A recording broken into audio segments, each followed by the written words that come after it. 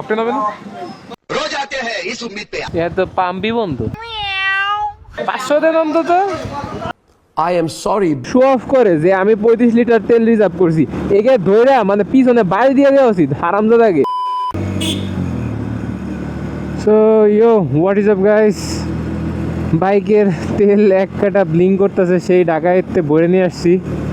এখনও ভরি নাই, এই 2 দিন চালাইলাম শহরের মধ্যে দিয়ে। ঢাকা থেকে 6 লিটার ভরছিলাম, অলরেডি ঢাকা থেকে আসছি, দেন নড়াইলেও মোটামুটি 2 দিন চালাইছি।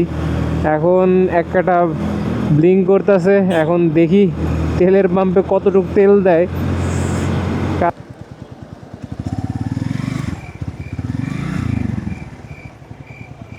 পাম্প কি বন্ধ?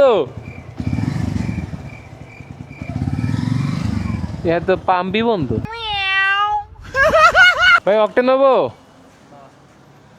Another one. এটা হবে না অক্টেন? অক্টেন হবে না? रोज आते हैं इस उम्मीद पे, आज जीतेंगे कल जीतेंगे।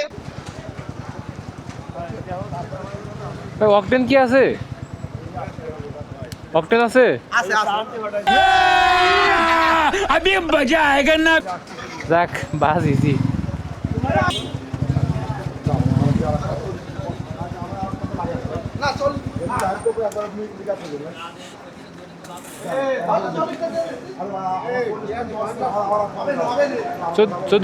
কত টাকার?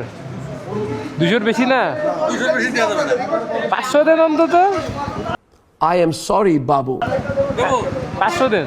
না না 200 দেবো তাই তো। হ্যাঁ 200 দেন আগে। তাহলে ঢাকা যাবো কেমনে? মাছ বাজারে তেল না পাই তখন? আর এক জায়গাতে নেবেন? আর এক জায়গায় তেলই তো নাই কোনো জায়গায়। কত 120 টাকা করি?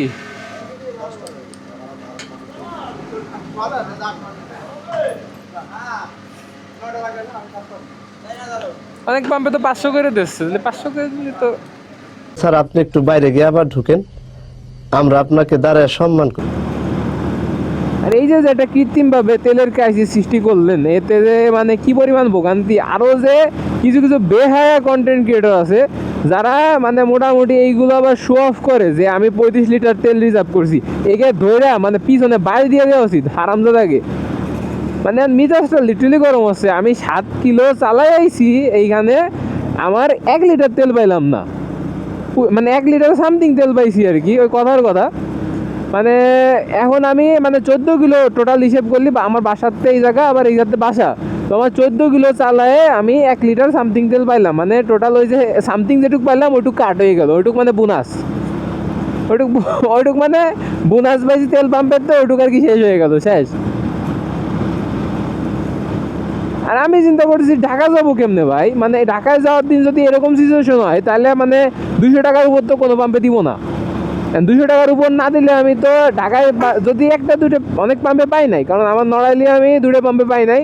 তো আমি আইসি হলো এরেন্দার দিকে আইসি, এখান থেকে পাম্প পেতে নিলাম, তা ওরা 200 টাকার উপর দিবে না।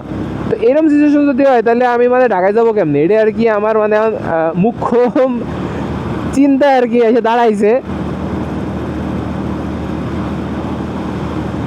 আর বুঝলাম না লোকজন অ্যাপ্রিসিয়েট করে কেমনে সব কন্টেন্ট ক্রিয়েটরদের, মানে যারা দেখাচ্ছে কিছু কিছু সুনামধন্য কন্টেন্ট ক্রিয়েটর। মানে আমার মানে আগে ওদের ফলো করতাম, আমি এই দেখার পরে আমি লিটারালি আমি আনফলো করে দিছি। যে মানে তারা দেখাচ্ছে যে তেলের পাম্পেতে তেল নেছে ফুল ট্যাঙ্কি, R15 B4, তারা ভালো ভালো গাড়ি চালায়, B4 B3 গাড়ি চালায়, ফুল ট্যাঙ্ক নেছে নিয়ে দেন ওইটা আবার নামাচ্ছে তেল, মানে আপনার বোতলজাত করে দেন আবার যাচ্ছে তেল নিতে। এদের কি এইগুলো আবার প্রকাশ্যে ভিডিও করতেছে? এদের কি শরম করে না? আর প্রশাসন এইগুলো দেখে না নাকি? এইগুলো দেখে এইগুলো ধরে ধরে একেবারে ঝুমায় পিটানো উচিত হালার বুদকে।